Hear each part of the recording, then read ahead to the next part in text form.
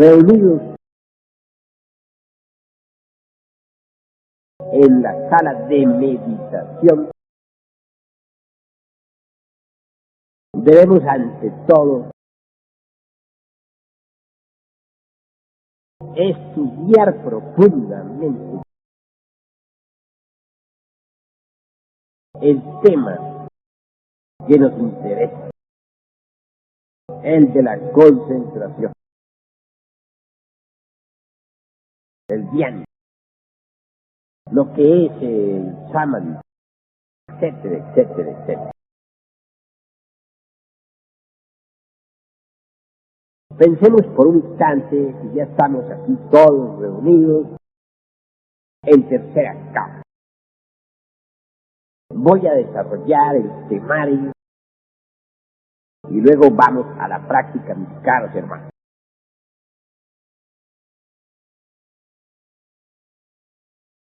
¿Qué es la mente? Obviamente tenemos realmente muchas mentes, porque tenemos muchos yoes. Ya saben ustedes que los yoes personifican a nuestros defectos de tipo psicológico. Cada uno de esos yoes demonios tiene su propia mente. Así pues, cuando se habla de una mente, no se está hablando con entera claridad. Mejor es pensar en las muchas mentes y así la comprensión se hace más evidente. Ciertamente cada uno de nosotros parece un barco cargado de mucha tripulación, de muchos pasajeros. Cada uno de esos yoes es un pasajero. Y cada pasajero tiene su propio criterio, su propia mente, sus propias ideas, sus propios conceptos, etcétera, etcétera, etcétera. Cuando cualquiera de esos yoes, por ejemplo, se entusiasma por la gnosis, jura lealtad. Desafortunadamente, mucho más tarde, es desplazado por otro yo que no le interesa la gnosis. Y entonces, como es natural, el sujeto se retira de nuestro movimiento. Cuando uno de esos yoes jura amor eterno, por ejemplo, a una mujer,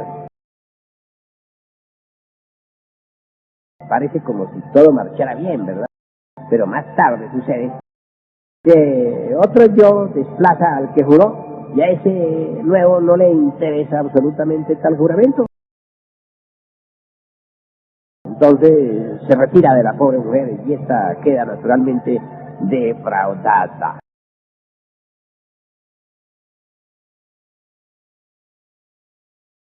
Así pues, mis caros hermanos, comprendiendo que la mente es múltiple porque tenemos muchas mentes,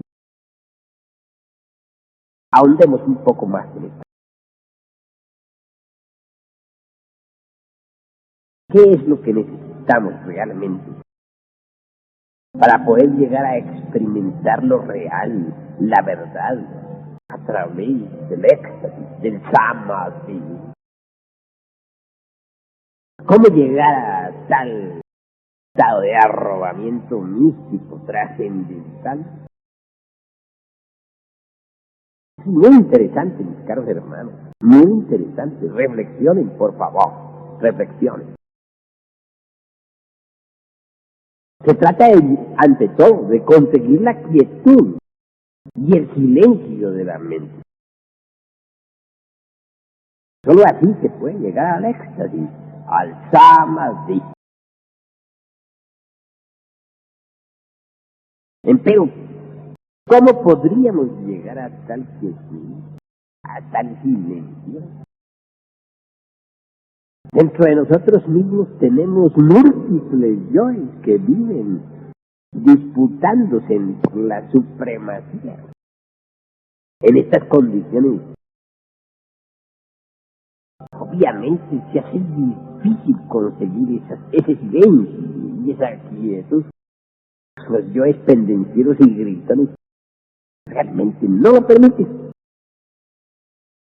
Entonces, ¿qué hacer? Pues se necesita, mis caros hermanos, primero que todo, colocarse en una postura cómoda. Entiendo que el lumicial, en sala de meditación, conviene estar sentado, sí, pero con el cuerpo relajado. Ningún músculo debe hallarse en tensión. En la casa es diferente, allí puede uno acostarse en su cama con la estrella flamígera, posición de 5 puntas, es decir, piernas y brazos abiertos, cuerpo relajado, y entrar en meditación.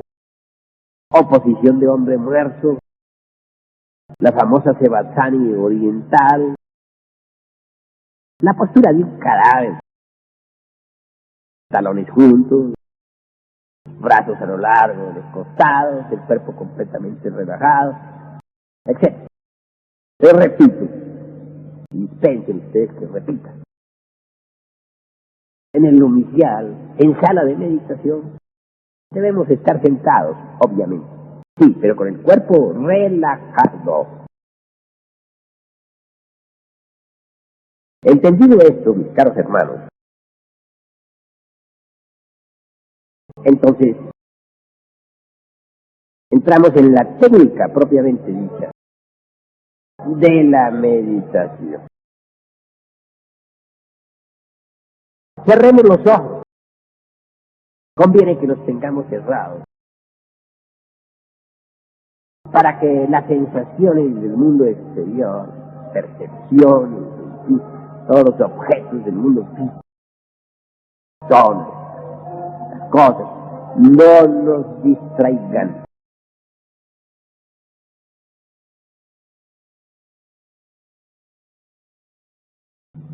Ahora, conviene poner atención, tener la mente quieta, en silencio, por dentro y por fuera.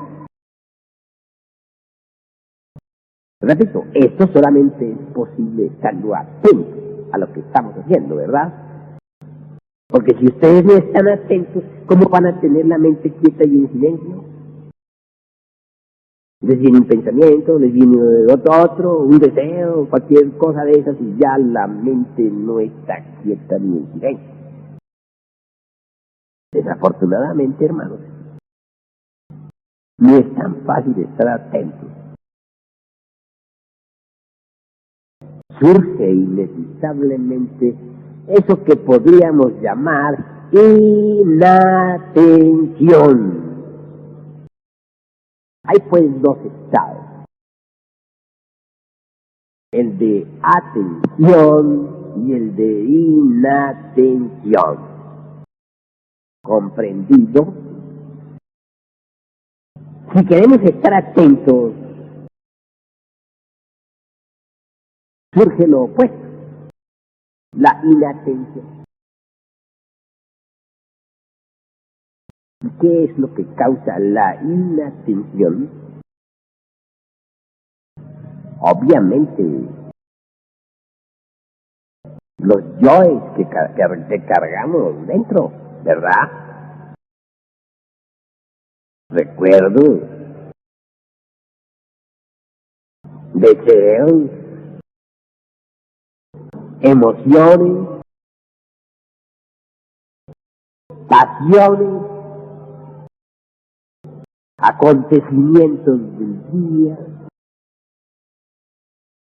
del mes, del año o de los años, memoria, rencor. rencores, resentimientos, etcétera. Eso es obvio.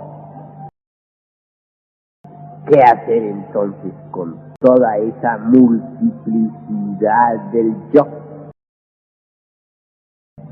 ¿Qué hacer con esa inatención? Observarla, mis caros hermanos, observarla. Cuando uno serenamente observa todas las fases de la inatención, cuando de verdad las mira en forma detallada y sin tomar partido por eso o por aquello, en esa misma observación de lo que es inatento, surge la real atención. Cuando ésta surge, la mente queda quieta y en silencio.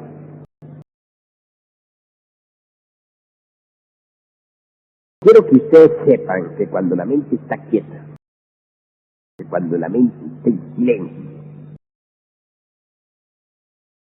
adviene lo nuevo.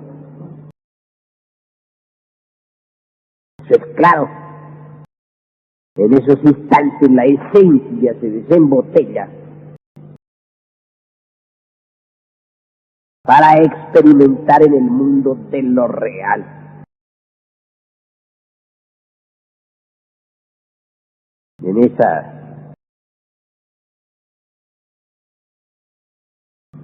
o en esos, mejor dijera, estados de lucidez plena, venimos a experimentar cierto elemento que transforma radicalmente, que nos da ánimo, que nos refuerza para la batalla, para la lucha. ¿Entendido? Hay un dicho antiguo que dice: no se te eches, hombre, conócete a ti mismo y conocerás al universo y a los dioses. Cuando uno está observando lo que hay de inatento, surgen naturalmente diversas cosas. Cualquier pensamiento debe ser debidamente comprendido y olvidado. Cualquier deseo, cualquier sentimiento, todo lo que vaya apareciendo después de ser comprendido a fondo debe ser olvidado. Es claro que la procesión esa de deseos, pensamientos, emociones, etcétera, tiene un comienzo y tiene un fin. Realmente tal procesión está constituida por todos los yoes. Yoes de la ira, yoes de la envidia, yoes del odio, yoes de la lujuria, yoes del resentimiento, yoes de tales o cuales escenas del pasado, etcétera, etcétera, etcétera. Verlo todo, comprender cada uno de esos detalles. Se está uno conociendo a sí mismo, ¿verdad? Solo conociéndose a sí mismo puede conocer al universo y a los dioses, de acuerdo con la máxima de Tales de Mileto, allá en la antigua Grecia, cuando todavía existían los misterios de Eleusis en el mundo físico. No es posible llegar uno a la experiencia de lo real sin haberse conocido a sí mismo profundamente. Eso es lo que se hace cuando uno está en meditación. Se está conociendo a fondo, íntegramente, tal cual es. Resultado, viene la experiencia de lo real. Reconociéndose a sí mismo, se conoce todo lo que existe en el infinito. Eso es obvio. Distingues entre lo que es una mente que está quieta a la fuerza, violentamente. Es decir, que está quietada a la brava, como dijéramos, Y lo que es una mente que realmente está quieta en forma espontánea y pura. Distíngase entre una mente que está silenciada violentamente y una mente que está en silencio. Cuando la mente está aquietada violentamente, no está quieta. Lucha por moverse en sus fondos más profundos. Y cuando la mente está silenciada violentamente, tampoco está en silencio. Grita en sus fondos. Total, ese camino así resulta estéril. La quietud y el silencio deben surgir en forma espontánea y pura. Surgen cuando la procesión hecha de recuerdos, pasiones, deseos, defectos, etc., concluye. En esos instantes es cuando la conciencia logra desenfrascar para vivenciar lo que es real. Eso que no es del tiempo. Eso que es la verdad.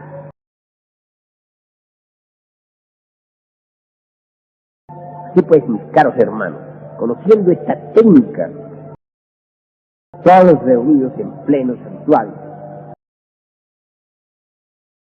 debemos meditar. No quiero decirles a ustedes que la labor resulte fácil. Es obvio que este trabajo es difícil. Empero no es imposible.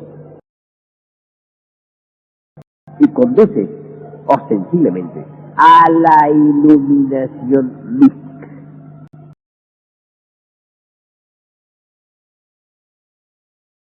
Quien se conoce a sí mismo, no lo olvide, conoce al universo y a los dioses.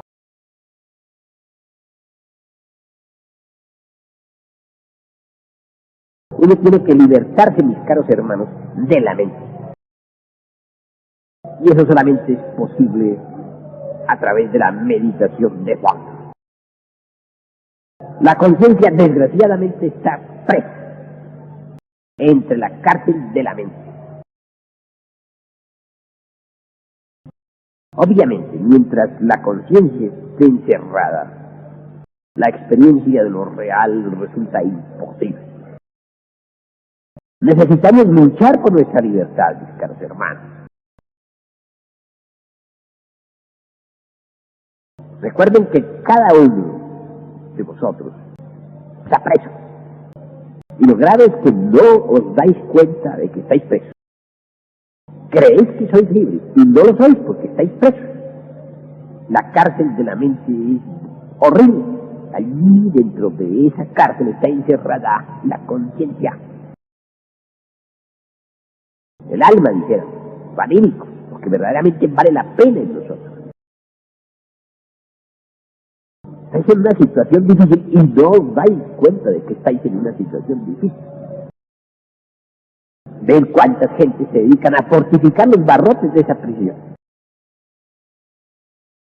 Ponen avisos en los periódicos, que la escuela tal, que le confiere a uno poderes extraordinarios en la mente, que le desarrolla a uno la fuerza mental, que tiene técnicas extraordinarias para dominar por medio de la mente a todo el mundo, etcétera, etcétera, etcétera. Es decir, los que están presos hacen propaganda para que los demás sigan presos. ¡Qué horror! Desgraciadamente así es. Vosotros todos, mis caros hermanos, debéis comprender en forma íntegra la necesidad de libertaros de la mente para experimentar en el terreno de lo real. Y eso, repito, solamente es posible cuando la mente está quieta, cuando la mente está en silencio. No dejo de aclarar, y en esto no quiero ahorrar esfuerzos de ninguna especie, que el problema de cada uno de ustedes sentado aquí en la sala de la meditación consiste precisamente en la inatención.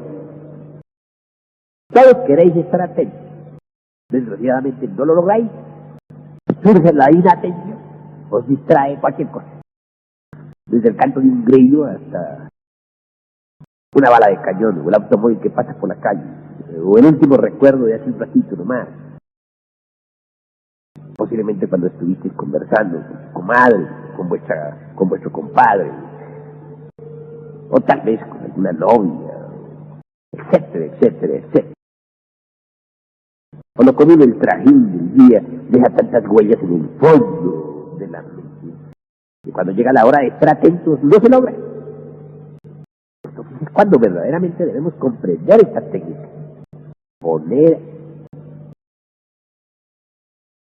observación en la inatención, es decir, observar cuidadosamente lo que hay de inatento en nosotros. Cuando uno observa, repito, aunque me haga cansón con tanto repetir, todos los detalles de la inatención, es obvio que por tal motivo ya hay atención. Pues bien, la atención plena, mis caros hermanos, nos da precisamente la lucidez del espíritu. La atención plena nos lleva a una quietud natural, espontánea y simple de la mente. La atención plena nos lleva a un silencio feliz y muy profundo de la mente. Lo curioso es que cuando uno está verdaderamente atento, cuando realmente está en silencio, ni siquiera se da cuenta que está en meditación. Aquella quietud y silencio es tan natural, son tan naturales. Se olvida uno de que está practicando un ejercicio. Bendito el Dios de cuando eso sucede, viene la iluminación, el Sama. Ven, por ejemplo, hermanos, lo que sucede cuando uno está robado contemplando un cuadro de la naturaleza o una película que le interesa, o a la mujer amada, o a un amanecer, un anochecer. Si realmente está uno arrobado en aquello, en esos instantes hay atención plena.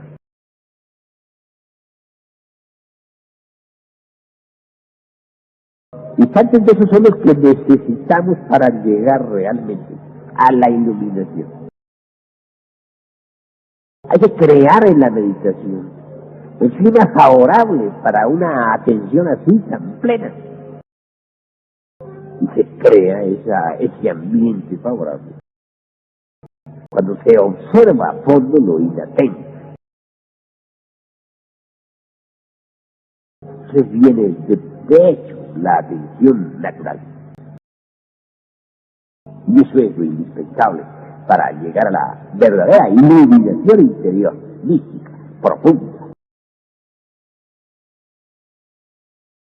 Yo quiero, mis caros hermanos, que comprendáis todo esto, vosotros, pero que lo comprendáis a fondo. Necesitamos todos, libertarnos de las trabas, del batallar horroroso de los conceptos opuestos.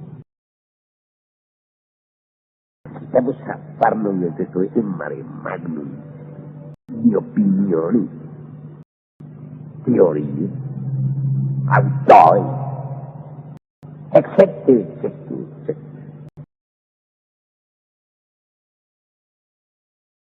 Muy bello es, mis caros hermanos, poder estudiar, por ejemplo, los registros acásicos de la naturaleza, todas las maravillas de la tierra y de sus razas,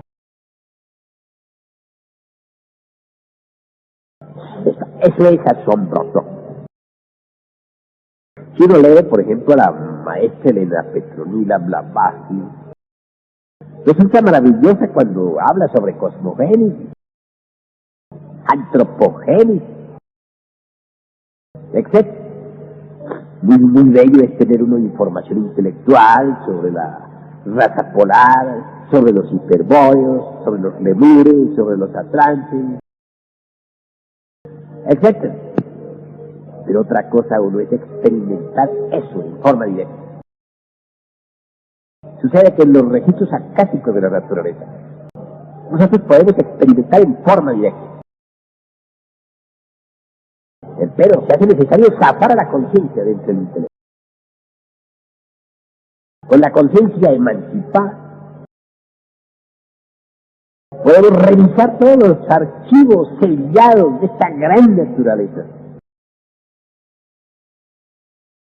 Viajar en el tiempo. Vivir en esas épocas antiguas. Primera, segunda, tercera, cuarta raza, etc. Recordar nuestras vidas anteriores, mis caros hermanos. Eso es formidable, ¿verdad? Pero es imposible realmente todo esto. Continuamos presos, metidos en esa horrible prisión de la mente. Que os libertéis. Y esto se hace por medio de la meditación de fondo.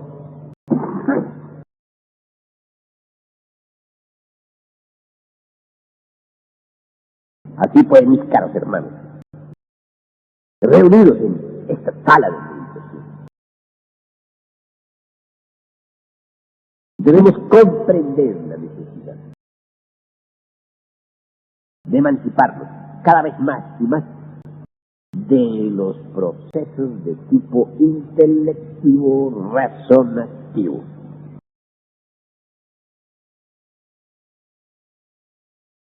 Hay mantras que ayudan también, pero hoy no voy a citarles mantras. Hoy quiero que comprendan la técnica. Y me parece que podría hacerse más clara esta plática si los hermanos aquí presentes hacen preguntas relacionadas con la meditación. Voy a darles pues aquí a nuestros hermanos presentes la oportunidad de que pregunten para aclararles esta cuestión en forma más profunda. Si alguno de ustedes tiene algo que preguntar, puede hacerlo con la más entera libertad.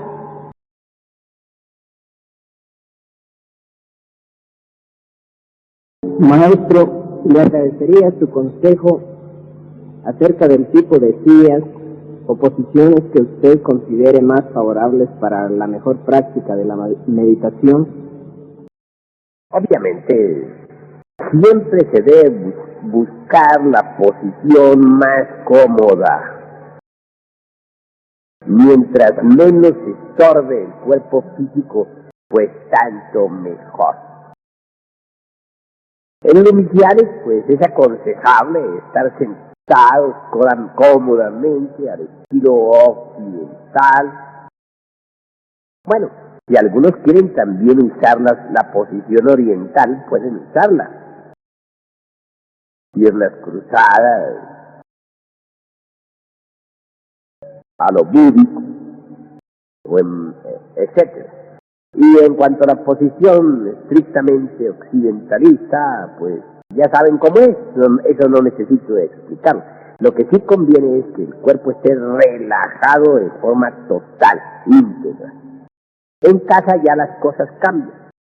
Allí pueden ustedes, como lo dije ya, acostarse en la posición flamígera de estrella de 5 puntas, teniendo naturalmente todo el cuerpo relajado, o en la posición Sevasana de tipo oriental, la posición de hombre muerto de que ya les he hablado, o con los brazos cruzados sobre el pecho, tal como se ve en algunas momias egipcias, quedando la mano y el brazo derecho cruzada sobre el izquierdo, etc.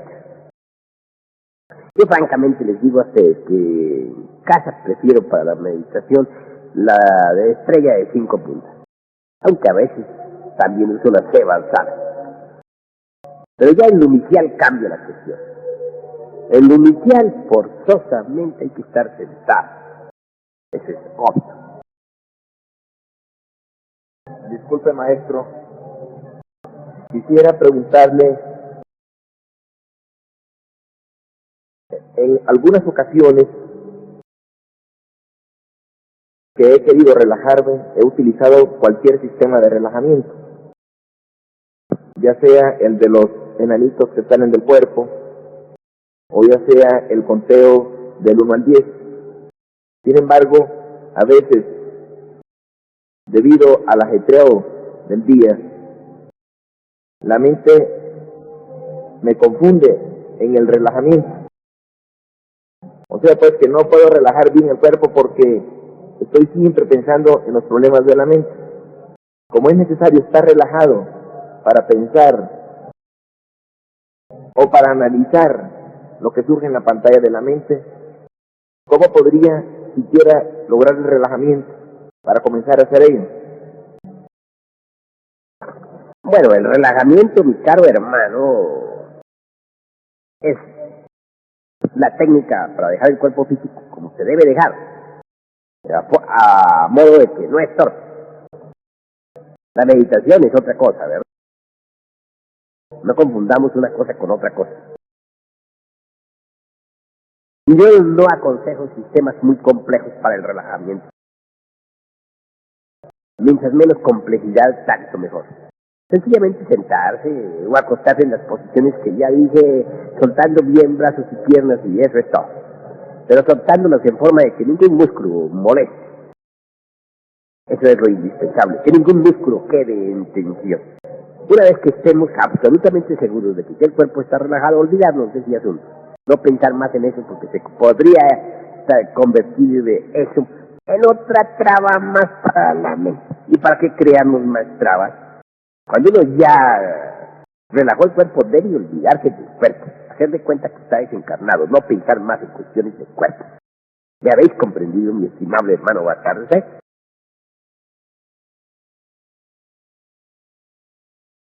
Maestro, yo considero que la mente es el instrumento que utilizamos para comprender nuestros defectos, pero debido a sus limitaciones no podemos profundizar hacia la honda significación de los mismos. Le agradecería sus palabras al respecto de cómo llegar a esta honda significación. Oh, mi estimable hermano Tony, la comprensión es la comprensión y nada tiene que ver con la mente. La comprensión va más a fondo, mi estimable hermano. Debemos equilibrar el ser y el saber, ¿verdad? Cuando el ser está más grande que el saber, más desarrollado, más poderoso, pues es obvio que entonces puede surgir día a día, pues dijéramos, el santo tonto, ¿no? Porque le falta sabiduría. Y cuando a su vez el saber es exorbitante y el ser está sin desarrollo de ninguna especie, entonces es peor, y allí viene el bribot. Así pues, no confundamos la gimnasia con la magnesia. La comprensión es de fondo, pertenece a la conciencia, consiste en el equilibrio perfecto del ser y del saber. Eso es todo. Maestro, disculpe, siendo indispensable la comprensión de cada yo para ser eliminado, ¿pudiera ponernos usted un ejemplo de lo que es la comprensión de un yo determinado? Porque en eso de comprensión hay muchas escalas.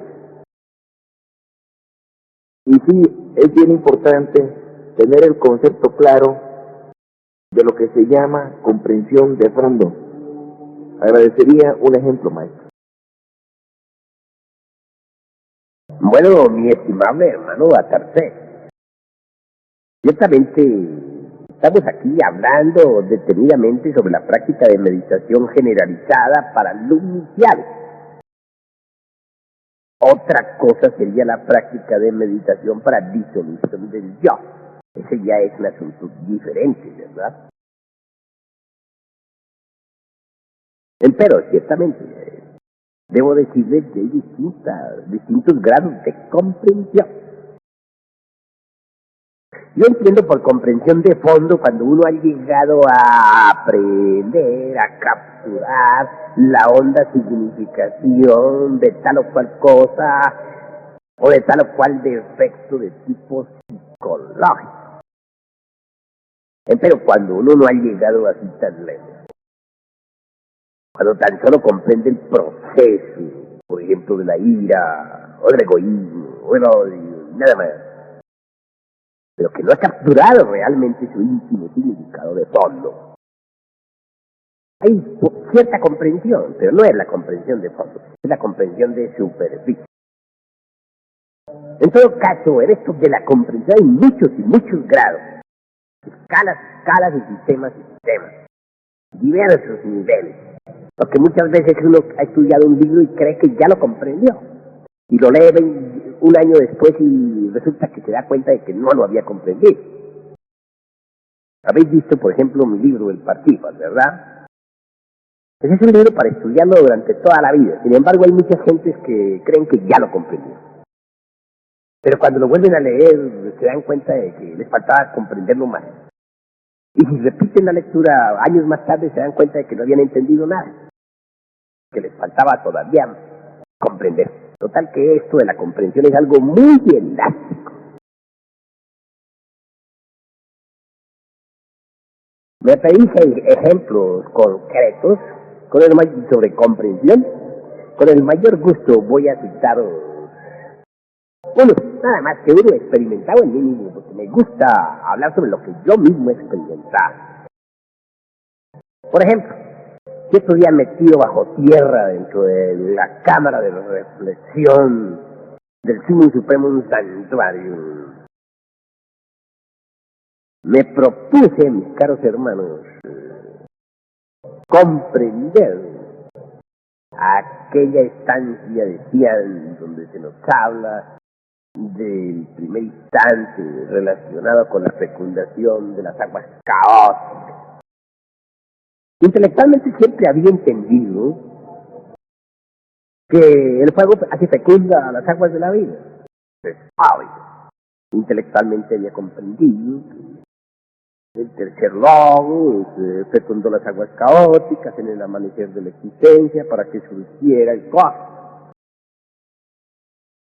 Mas no había aprehendido su honda significación. Necesité la quietud y silencio de la mente. En esos instantes me visitó la maestra Elena Petronila Novales y me dijo: hay que dispensen ustedes, el tercer logos dijo a su esposa, y fecundar la materia caótica para que surja la vida. Empero, tú verás. Ella me narraba eso, sí, pero faltaba algo más. Reviví yo aquello. Reviví ese drama. Y lo conseguí a través del samadhi. Fui testigo de la aurora de la creación. Vi el instante en que el primer logo se emanó de sí mismo al tercero. Vi el instante en que el primer logo se ordenó al tercero, diciéndole: y fecunda a tu esposa la materia caótica para que surja la vida. Empero tú verás. Fui testigo de ese ser. Y es obvio. Entonces hubo aprehensión de su honda significación. El anciano aquel se inclinó reverente, vestido con un manto azul. Y luego inició el gran trabajo con los rituales del fuego. ¿Ya habéis comprendido? En el primer caso solamente había información intelectiva. En el segundo había aprehensión de fondo. En el primer caso había comprensión puramente, dijéramos, informativa o intelectiva. En el segundo, verdadera comprensión de fondo. Eso es todo. Gracias, maestro.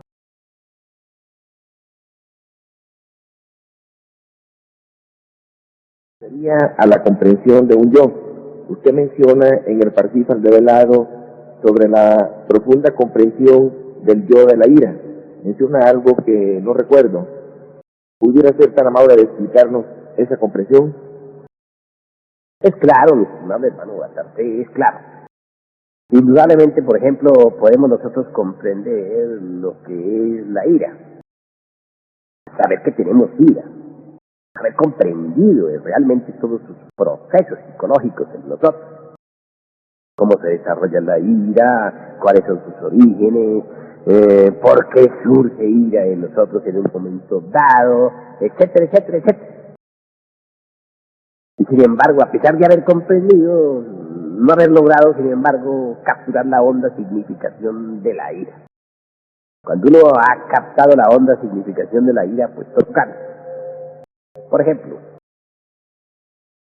supongamos que vais manejando tu automóvil y alguien con otro automóvil choca contra ti. Claro, tú tienes un momento de arranque de ira y eso te incomoda, ¿verdad? Llegas a casa, meditas a qué se debió, posiblemente descubres, quizá fue falta de paciencia, falta de serenidad tuya, falta de dominio de sí mismo. Nada más, hasta ahí habéis comprendido. Capturar la honda significación de aquella ira es algo, vamos mucho más lejos. Porque si tú capturas la honda significación de aquella ira, puedes descubrir que ella en sí misma no es más que el resultado de la ignorancia. Vienes a descubrir con asombro místico que tal choque pudo haber sido producido por la ley del karma, pero que te ignorabas la ley del karma, te ignorabas que debías esa deuda kármica. Llegar a saber eso es haber captado la honda significación. ¿De qué? ¿De la ira? Sí, de la ira. Descubriste que esa ira había tenido base en la ignorancia. Te ignorabas la ley del karma. Al ver cómo se procesa el karma, al leer en los registros acásicos de la naturaleza.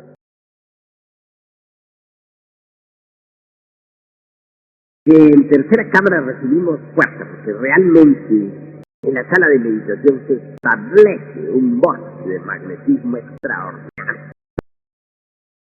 Cargamos, por decirlo así, de electricidad trascendente para seguir con firmeza en nuestras prácticas esotéricas. En casa debemos aprovechar la fuerza que debemos acumular y practicar con intensidad la meditación.